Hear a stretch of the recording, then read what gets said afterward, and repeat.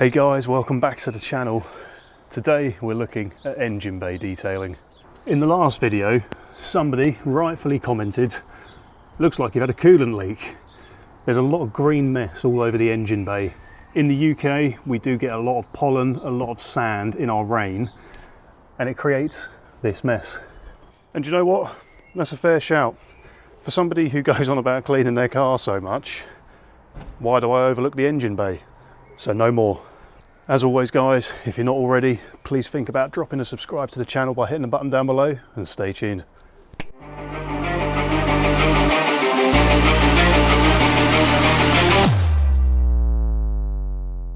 So it absolutely is a fair shout that I need to give this a clean. So to the person who commented about the fact it looked like I'd had a coolant leak, fair cop. It was a mess, it still isn't great. It does need some love and attention, so we're going to change that today, and thank you for giving me the rocket up the backside to do so. Things like this, all of this around here, if you look in there, it's just the deposits of sand that's come out the rain and just general, you know, the plastics need a bit of love and a bit of conditioning to get rid of all of that mess. So shamefully, I've had to go out and buy some suppliers to do this. I've probably already got more detailing products than is considered healthy for the average person, but I didn't have anything for the engine bay. So I've gone out and bought some Auto Finesse Eradicate engine bay degreaser and the Auto Finesse Dressel, which is an all-purpose sort of plastic dressing. These are designed to stop those plastics going brittle, discoloured, grey, like they're starting to look in there. I already had these. I'm going to be using a few detailing brushes in varying sizes.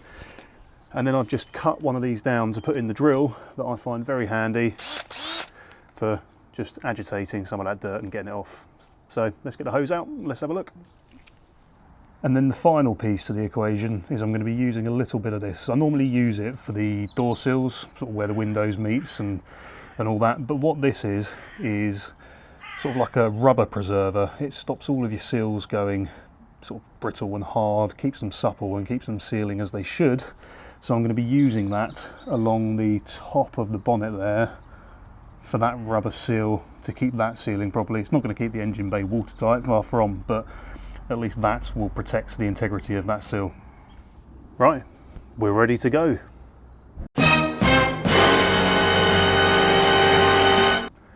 No, I'm not going to be blasting my engine with a jet wash. This is an area of so much debate. Is it bad for your engine? Is it good for your engine? Does it get water where it doesn't need to go? Short answer is, I don't know. There's 400 different stories you can read online. For either direction of that argument, I'm going to be using that on its like rinse setting, just to, my hose is broken, that's why I'm using it. A new engine, I think, is about £17,500, and that's just the bare engine. None of the ancillaries, none of the labour to fit it, anything like that. I'm not risking that kind of money on that for the sake of a low pressure hose. So I'm going to put it on its lowest setting, which is like a rinse or mix setting. Let's give it a clean. I can already see the outrage at this. Let me show you. Low pressure. Absolutely fine. Do not try that at home. So I'm going to start with this up here. You can see there's some water spotting, some dirt accumulating around the seals there. All of that's going to drop down as I'm washing. So if I've washed all this down here and I'm coming back up here, it's going to make it a pointless effort having done the stuff down the bottom. So start from the top, work the way down, same as washing the car. Just going to give this a clean off, get the degreaser on it, get that in a good position, and then move down there. Probably also worth mentioning, I'm going to try and keep the water to a minimum. It's inevitable with what we're doing. We are going to get water in here. It's not the kind of place you want an abundance of water, so I'm going to try and keep this as low as I can. See how we go. It's going to get water in there, isn't it? It's inevitable.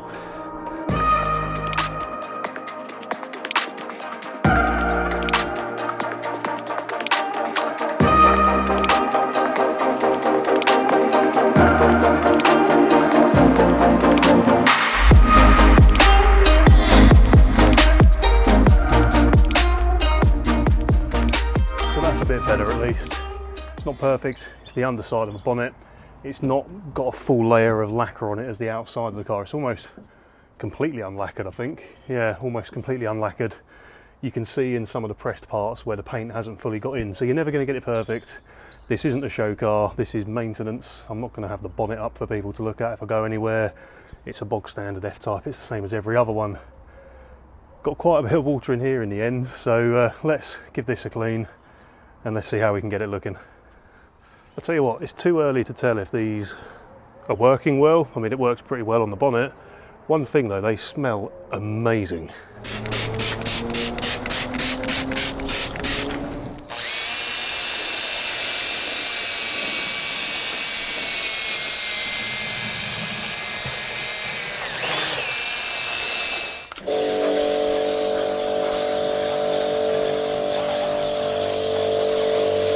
One thing I'm learning very quickly is to go bit by bit like that around the engine is going to take me an age. So I'm going to do the whole thing en masse, get it all done, and then I can do one big rinse to get rid of the degreaser. So cue time lapse in 3, 2, 1.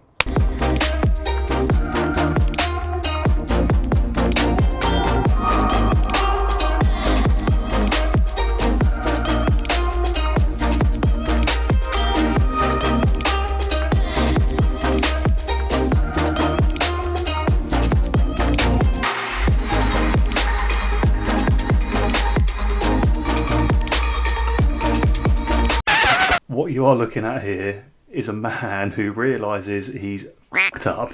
Stay tuned to see why.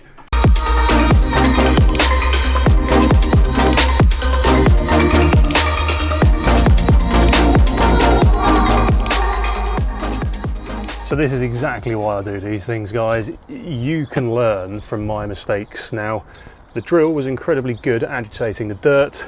I was very careful to keep it away from the small plastic vacuum hoses and the washer hoses like this, but these started the day silver and now they are less so.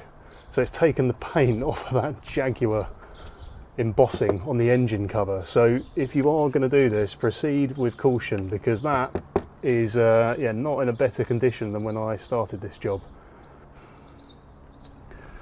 So what I'm going to do, I'm going to give this a quick dry with some old microfiber cloths, and then I'm just going to leave it to drip. I want all the excess water out of the engine bay and to have started drying before I even think about starting the car. Once it's drip dried, I'm then going to use the dressing to get a protective coating on everything and see how we go. So you can already see, started drying. The plastics have gone a really sort of like faded colour where they've been degreased. I'm going to grab a cuppa, let that finish drying, and then we're going to get some of the dressing on there. I've got to get rid of all of this. It's either got to be black or silver, not in between.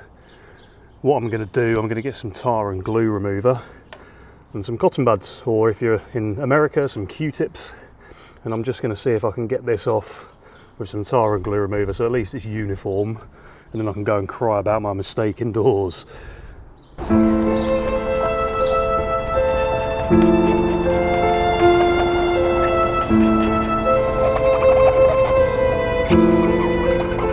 I mean, I'm not thrilled about that at all, but I think you'd be hard pressed to know they were ever silver, to be honest. I know they're different colours because they're a bit wet at the moment, but I mean, all things considered, yes, they did look better silver. No, I'm not thrilled, but hey, we are where we are. So that's the engine bay clean and dry. Let's start putting some dressing, auto finesse dressage, on there and see how we can get it looking.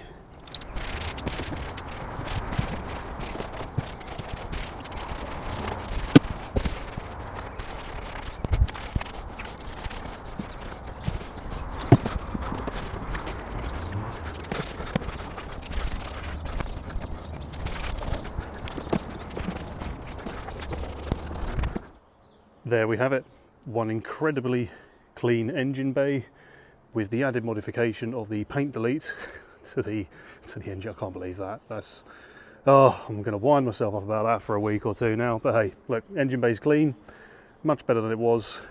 Last part of the equation, or two last parts of the equation. I'm just going to get some WD-40 or GT85 where I'm starting to see just a little bit of rust creeping in. I'm going to coat that to try and stave that off. Then I'm going to have another cup of tea. I'm going to let the engine bay dry a bit longer, and then I'm going to run the engine up to temperature to dry everything off so that there's no water sitting anywhere. We know these engines are notorious for corroded spark plugs.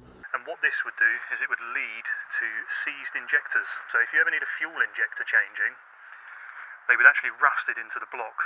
So I'm going to get the engine up to temperature to try and bake off. Do you know what, stuff it, we're going to go out for a drive. It's dry, it's nice, it's England, we don't get days like this in the winter very often. We're going out for a drive. So we're out the work clothes, we're in the car, the engine's been sat for an hour, just trying to dry it out a bit. Let's start it. Fingers crossed I haven't put on any warning lights. I don't know why, it's my luck something like that would happen.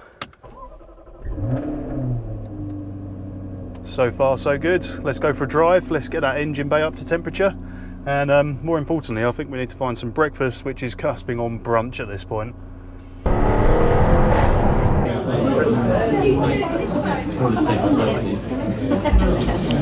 And there we have it, one freshly detailed engine bay. Come out a lot cleaner, hopefully it'll look after those plastics a lot better. A real shame about that lettering, but I'm now, as I'm thinking about it, I'm seeing an opportunity to try and tie it in with these bronze accents. So I've got a bit of an idea in mind here, make the best of a bad situation. But that's it for another video, guys. Thanks for watching. If you've had similar problems, please drop a comment. Let me know exactly what your findings are. But as always, please think about dropping a subscribe to the channel using that button below, and I'll see you in the next video. Peace. We have a solution. This is the vinyl that I put on the wing mirrors and the side skirts and the front bumper. I have painstakingly done this logo. I don't know how it's going to hold up in the heat of the engine bay, so I'm going to leave it for a little while, and if it holds up I'll go and do the other one. But yeah, a solution to a problem that I didn't have this morning.